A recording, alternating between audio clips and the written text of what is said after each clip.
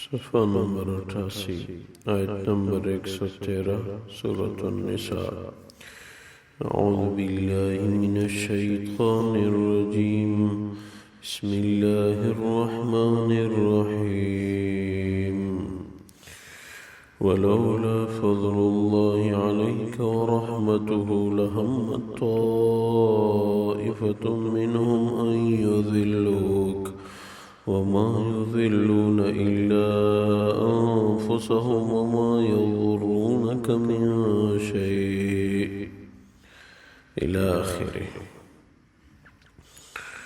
اللہ تبارک و تعالی فرماتے ہیں ولولا فضل اللہ علیک ورحمتہ،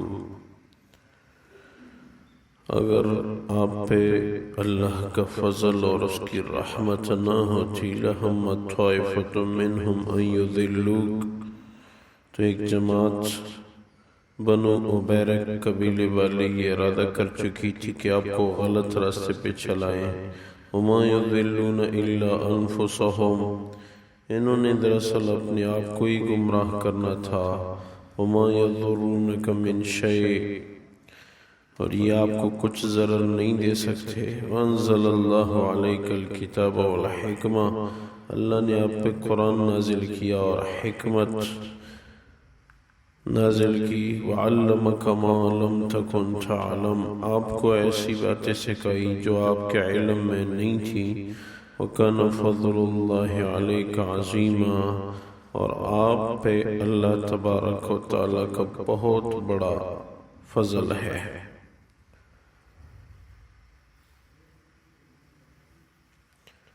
اللہ تبارک و تعالیٰ اس آیت شریفہ میں حضور اقدس صلی اللہ علیہ وسلم کی مبارک ذات پہ اللہ کا فضل اور اس کی رحمت ذکر کرتے ہیں۔ بنو عبیرہ قبیلے والوں نے جس طرح کل بات گزر گئی تھی، ادھر ادھر کی باتیں بنا کے حضور اقدس صلی اللہ علیہ وسلم کو مغالطے میں ڈالنا چاہتے تھے، لیکن جبریل امین آئے اور آیات کا نزول ہوا تو حقیقت کا علم ہو گیا، اور دراصل اللہ کے نبی کو مغالطہ دینا نہیں تھا بلکہ اپنے آپ کو گمراہی پہ ڈالنا تھا۔ اور ساتھ یہ فرماتے ہیں کہ یہ لوگ آپ کو کچھ بھی ضرر نہیں دے سکتے۔ اللہ نے آپ کو علم دیا، قرآن دیا، حدیث یعنی حکمت کا علم دیا، اور آپ پہ اللہ کا بہت بڑا فضل ہے۔ واقعی اللہ تبارک و تعالیٰ نے حضور اقدس صلی اللہ علیہ وسلم کی مبارک ذات کو ایک بہت بڑا مقام دیا ہے۔ اللہ کا بہت بڑا فضل اس پہ بھی ہے اور اس کی امت بھی ہے۔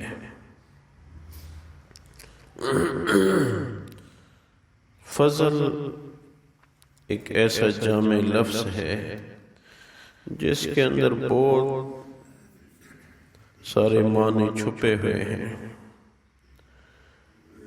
ہمیشہ اللہ کا فضل مانگنا چاہیے، یا اللہ اپنا فضل فرما دے۔ حساب اور انصاف کی درخواست اللہ سے کبھی بھی نہیں کرنی چاہیے، اللہ سے اس کے فضل کی درخواست کرنی چاہیے۔ اعمال اپنے کرتے رہنا، موت کی تیاری کرتے رہنا،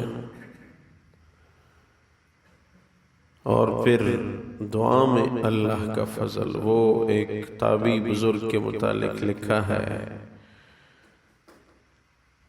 کہ پوری رات اللہ کی عبادت کرتے تھے، پھر تہجد کے وقت رو رو کے یہ دعا مانگتے تھے، یا اللہ میں اس کے قابل تو نہیں ہوں، میرے اعمال اس کے قابل نہیں ہیں کہ آپ مجھے جنت دیں، مگر اپنے فضل سے اللہ مجھے دوزخ سے بچا دے۔ اللہ کا فضل، اس کا امیدوار رہنا چاہیے۔ اس لیے یہ وعظ کی کتابوں میں لکھا ہے کہ اللہ کے فضل سے نا امید ہو جانا، جیسے کوئی کہہ دے ہم تو ویسے بھی دوزخی ہیں، گناہگار ہیں۔ نہیں، اللہ کے فضل کی امید رکھنی چاہیے۔ اللہ کے فضل سے نا امید ہونا یہ گناہ کبیرہ ہے۔ اللہ بہت کریم ذات ہے، اور اس زندگی کو غنیمت سمجھنا چاہیے کہ جب تک زندگی ہے، جسم میں حرکت ہے، نیک اعمال کا ایک بہترین موقع ہاتھ میں ہے۔ وہ ایک مسجد پہ لکھا ہوا تھا کہ خدا را نماز پڑھو اس وقت سے پہلے کہ آپ پہ نماز پڑھی جائے۔ اللہ کے واسطے نماز پڑھو اس سے پہلے کہ آپ پہ نماز پڑھی جائے، یعنی آپ کا جنازہ پڑھایا جائے اس سے پہلے نماز پڑھو۔ ہمارے بڑے استاذوں میں سے تھے، فرمایا کرتے تھے آتے ہوئے آذان جاتے ہوئے نماز، یہ بیچ کا تھوڑا سا وقت ہے زندگی۔ آتے ہوئے آذان جاتے ہوئے نماز، یہ بیچ کا تھوڑا سا وقت ہے زندگی۔ بس یہی زندگی ہے۔ جب بچہ پیدا ہوا آذان دو، موت آئی نماز جنازہ پڑھاؤ، بس یہ زندگی مختصر سمجھو۔ آذان اور نماز کے درمیان کیا وقفہ ہوتا ہے؟ بس یہی زندگی ایک وقفہ ہے، اس کو غنیمت سمجھ کے کچھ کمائی ہو۔ اور صوفیہ لکھتے ہیں کہ نیکی کر دریا میں ڈال، بس نیکی کر دریا میں ڈال کا مطلب یہ ہے کہ بس یہ نہ سمجھو کہ میرے پاس بہت بڑا سرمایہ ہے، میں نے تو بہت بڑی نیکی کی، بس نیکی کر اور اس کو کچھ سمجھو نہیں،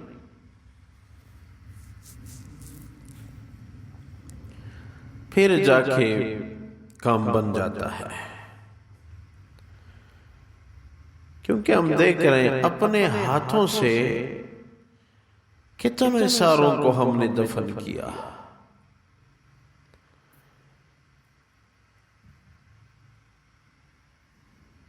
اس دن ایک عالم فرما رہے تھے اب انسانوں سے حیوانوں کے کام صادر ہو رہے ہیں، انسانوں سے حیوانوں کے کام صادر ہونے لگے۔ پھر کہنے لگے کیسے؟ حدیث میں ہے کہ قرب قیامت میں انسان صبح کو اپنے گھر سے نکلتے ہوں گے، مال مل جائے جیسے گائے اپنے گھر سے نکلتی ہے، چارہ مل جائے، چاہے اپنے مالک کی کھیتی ہو چاہے کسی اور کی ہو، لیکن پیٹ بھر جائے۔ کہنے لگے انسانوں کی حالت یہی ہو گئی ہے کہ بس صبح نکل کے مال مل جائے، حرام ہو حلال ہو وہ کوئی فرق نہیں، لیکن ملے صحیح۔ اور حیوانوں کے سامنے حیوان مر رہا ہے،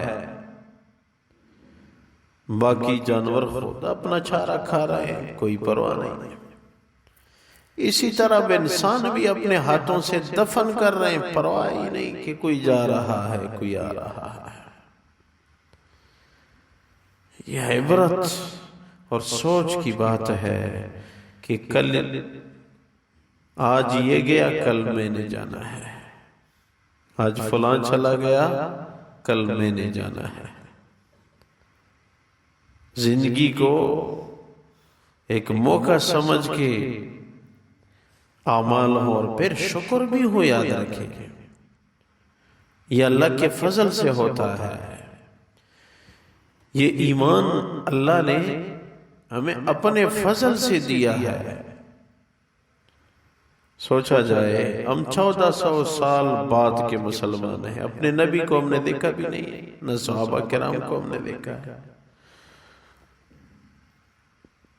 اللہ نے ہمیں ماں کے گود میں ایمان دیا، اور جو لوگ اس وقت حیات تھے حضور اقدس صلی اللہ علیہ وسلم کی مبارک ذات کے 13 چچا تھے، 13 میں سے صرف 2 کو ایمان کی دولت نصیب ہوئی۔ حمزہ رضی اللہ تعالیٰ عنہ، عباس رضی اللہ تعالیٰ عنہ،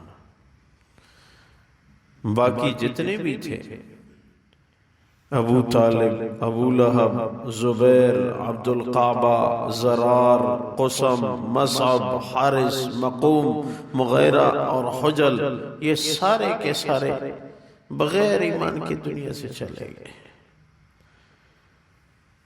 یہ اللہ کا فضل نہیں تو اور کیا ہے؟ ہمارے نبی جس کے گود میں رہے اس کو کلمہ نصیب نہیں ہوا۔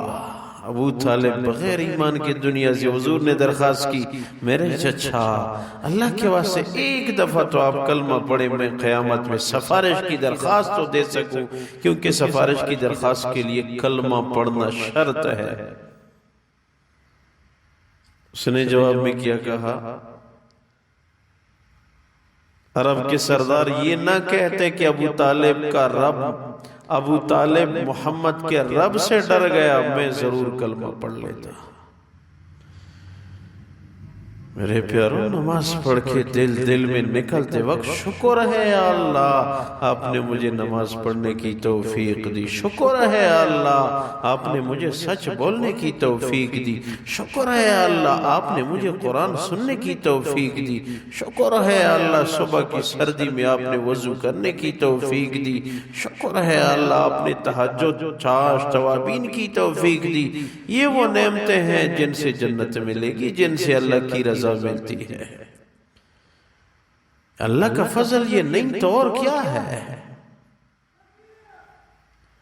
ہمارے کچھ استاد تھے، ان کے سامنے ایک آدمی آئے اور کہنے لگے کہ جی 40 دن ہو گئے تکبیر اولیٰ کے ساتھ نماز پڑھ رہا اور روزانہ 4000 دفعہ کلمہ طیبہ بھی پڑھ رہا۔ پہلے دن سے تکبیر اولیٰ کی نماز پڑھی اور 4000 دفعہ کلمہ طیبہ پڑھا، دوسرے دن، تیسرے دن، چوتھے دن، آج 40 دن پورے ہو گئے، لیکن کوئی خاص برکت نظر نہیں آتی۔ تو اس نے مسکرا کے کہا، یہ ایک دن پڑھ کے دوسرے دن کی توفیق ہونا، دوسرے دن پڑھ کے تیسرے دن کی توفیق ہونا، یہ خاص برکت نہیں تو اور کیا ہے؟ اللہ آپ سے 40 دن، اس زمانے میں آپ نے 40 دن جو ہے تکبیر اولیٰ کے ساتھ نماز پڑھی۔ ہمارے نبی نے کیا فرمایا ہے؟ یہ آدمی دوزخی نہیں ہو سکتا، یہ آدمی منافق نہیں ہو سکتا۔ آپ منافق نہیں ہیں، آپ کو کوئی منافق نہیں کہہ سکتا۔ آپ دوزخی نہیں ہیں، اللہ کے نبی نے فرمایا کہ آپ دوزخی نہیں ہیں۔ اس سے اور بھی برکت ہوتی ہے۔ ایک آدمی دوزخ سے بچ گیا، نفاق سے بچ گیا، اور کیا برکت چاہیے؟ تو میں عرض کر رہا تھا، یہ اللہ کے فضل سے نیک اعمال انسان کر سکتا ہے۔ اپنے آپ کو کوئی کمال کی نسبت نہ کی جائے۔ نماز پڑھی، یا اللہ اپنی فضل فرمایا۔ واقعی ہمیں سوچنا چاہیے، یا اللہ آپ کا فضل نہ ہوتا کتنے سارے پھرتے ہیں صبح سے شام، نماز تک نہیں پڑھتے۔ میرے تعلق والے ایک ساتھی، اس شہر کا رہنے والا، مجھے کہا کہ میرے والد صاحب نے 3 سال میں نے اس کو نماز پڑھتے نہیں دیکھا۔ اس شہر کی بات کر رہا ہوں، 3 سال میں نے اس کو نماز پڑھتے نہیں دیکھا۔ سوچا جائے ہماری اوپر اللہ کا فضل ہے کہ نہیں؟ اللہ کا بڑا فضل ہے، اور سب سے بڑا فضل ہمیں اپنے نبی کی نسبت اللہ نے دی ہے۔ حدیث میں ہے کہ یہ بالکل قیامت میں سرخ رو اور منور نظر آئیں گے اس نبی کی امت۔ ان کو خصوصی تمغہ دیا جائے گا، یہ امت سب سے پہلے جنت میں داخل ہوگی۔ یہ اللہ کا خاص الخاص فضل ہے، لیکن اس کو فضل سمجھنا بھی اللہ کا فضل ہے۔ فضل کو فضل سمجھنے کے لیے بھی اللہ کے فضل کی ضرورت ہے، اپنی قوت سے کوئی نہیں کر سکتا۔